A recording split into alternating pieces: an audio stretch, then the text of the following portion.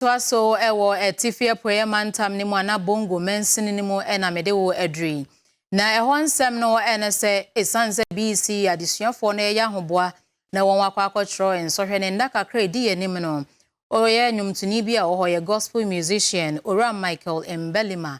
ene abusuani adofo bi aka bom a wa hyehye akansi adwumedie edi ama adesuafo a won efri daboya JHS Tindomboka Apatanga ena Barnabas Academy osini nyina ya hoboa won eye edi ahia BC no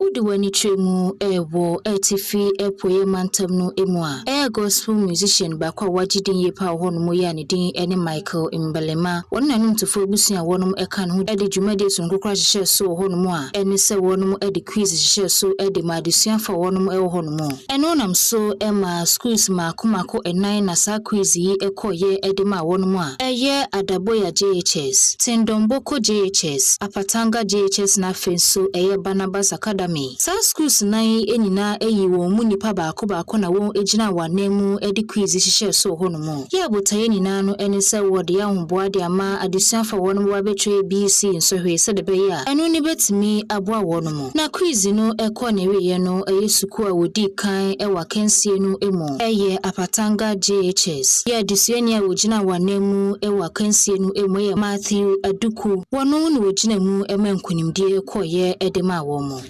And we are very happy that we have emerged first. And the message that I have today, Mbelimah Family Music, is that we are very thankful. We are very thankful. And this will help us with learning materials and ink and electricity.